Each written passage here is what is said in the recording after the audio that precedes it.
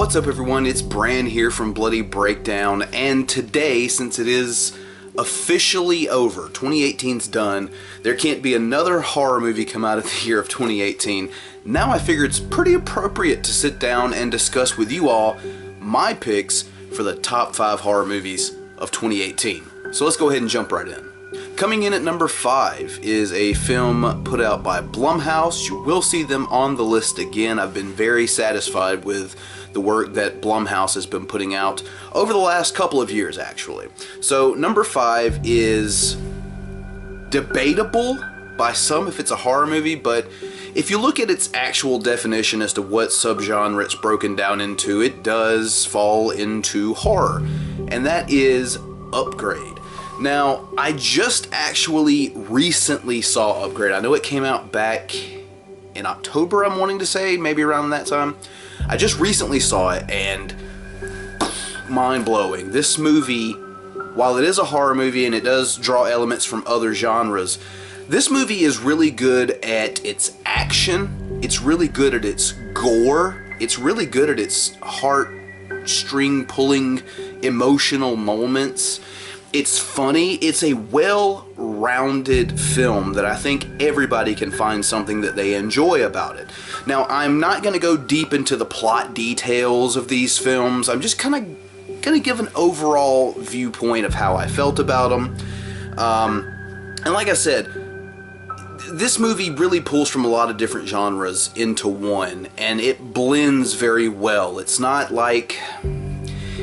unmeshed well, we'll just say that. I think that this movie does a really good job of incorporating action fight scenes with brutal gore and, you know, emotional moments, funny moments. It does it so well that sometimes you honestly do forget what genre you're watching, which I guess I do understand that debate then of what this movie actually is. But yes, it is a horror film, and as far as I'm concerned, it is the 5th best horror film of 2018. Up next at number 4 is A Quiet Place. Now, a couple of years back, maybe a year and a half, 2 years, we saw Hush, which I first saw on Netflix, and it took away the protagonist's hearing. She was a deaf person.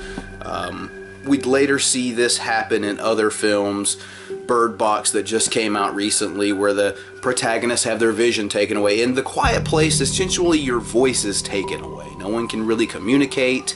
It's a different kind of film, it really is, even though it is a type of horror that I feel is on the rise, almost like a sensory deprivation type thing, where the protagonists, or maybe in some cases the actual viewer, have a sense taken away from them as it relates to the film. And it really ups the ante for the protagonist to be able to get out of whatever situation they're in. And I think A Quiet Place did a very good job of nailing that type of genre that we're starting to see. I don't really know what to call it.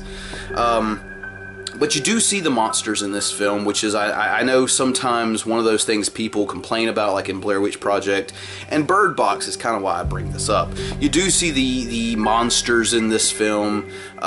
You do eventually learn weaknesses. You kind of evolve with this family and their struggle to survive, and not only survive, but possibly be able to thrive one day by getting rid of these creatures. And the movie's very well done.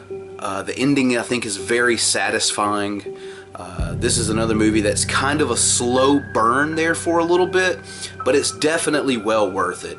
And if you haven't seen it, I know there's a lot of hype around it in the horror community, but it's definitely one where it is warranted. So check it out, A Quiet Place. My personal pick for number 4, best horror film of 2018. So coming in at number 3 is a acid trip from outer space. I am talking about the movie starring Nicolas Cage, Mandy. And let me just tell you, this movie really is a visual acid trip. And I say that in the absolute best of ways. It's a fantastic ride from beginning to end. Nicolas Cage was a perfect actor to play the role that he played in this film. I know some people don't like Nicolas Cage, some people joke on him, make fun of him, whatever. In this role, it works, and he does a fantastic job. And the character of Jeremiah Sand, the cult leader, so well done. The gore is there. There's just the visuals are out of this world, and I even created the Cheddar Goblin meme, so why the hell not? This movie to me is fantastic. It's unlike anything else that came out this year, and that's why it's number 3 best horror movie of 2018, at least in my opinion. So number 2 is probably the movie that is topping a lot of people's lists this year when it comes to the best horror of 2018. I'm talking about Hereditary. And honestly, I gotta tell you, it was pretty difficult for me to pick between this movie at number 2, Hereditary, and the number 1 pick that I have, because I really enjoyed Hereditary. This is a movie that it's almost hard to call it a slow burn, like I did earlier, because this movie kind of gives you a glimpse of something to come. Then there's a little bit of slow burn, and then it's just like boom. But that happens 2 or 3 times within the film, and I think that's really what kind of classifies it, to me at least, is what I know a lot of people would call a roller coaster ride. Use that analogy. It really is like that. It's the whole movie is unsettling. The entire thing. Don't get me wrong. When I say slow burn, I don't mean like maybe The Witch, where the whole thing is a slow burn leading up to the last 2 or 3 minutes of something actually happening.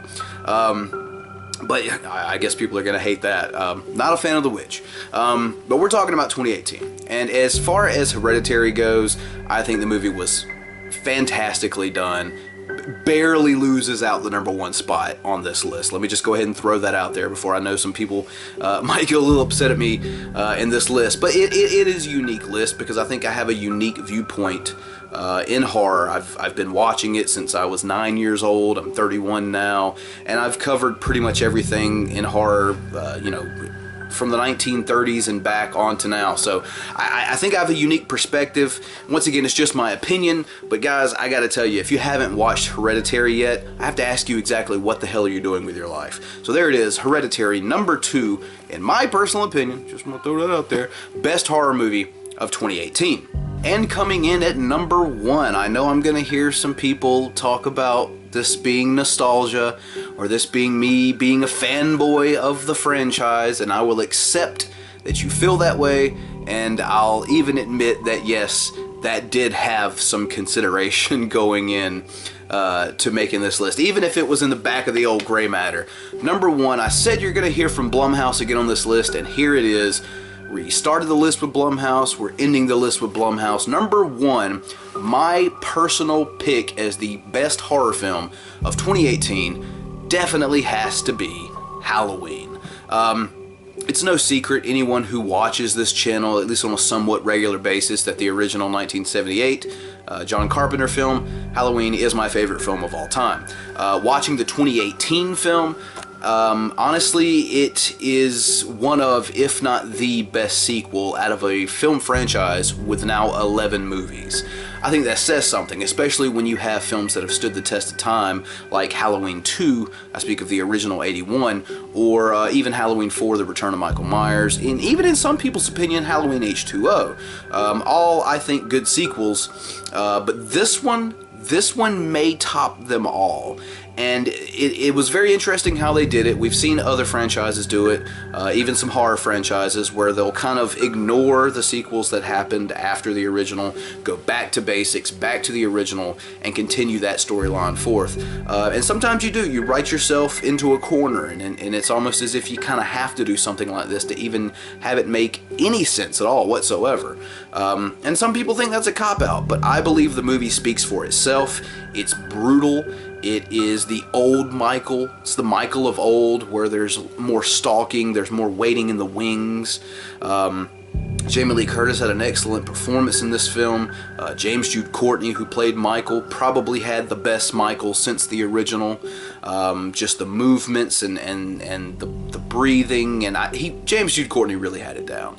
And Danny McBride, writing in this film, I love the fact that he's getting into the horror genre with like Alien Covenant when he was actually in that movie, and helped writing this movie. David Gordon Green did a hell of a job directing, and I would definitely be remiss without mentioning the incredible score that John Carpenter put together for this movie. My favorite in particular would be the part of the score that's playing, I'm not sure of the name of the track, but the part of the score that plays when Michael is entering into Laurie's, you know, subterranean basement area, her little retreat from Michael. That part in particular stands out as a really good song out of that movie. But there it is, guys. That's my... I know I ramble when I start talking about Halloween, so I had to kind of shut myself up. So there it is, guys. My pick for the top 5 horror films of 2018.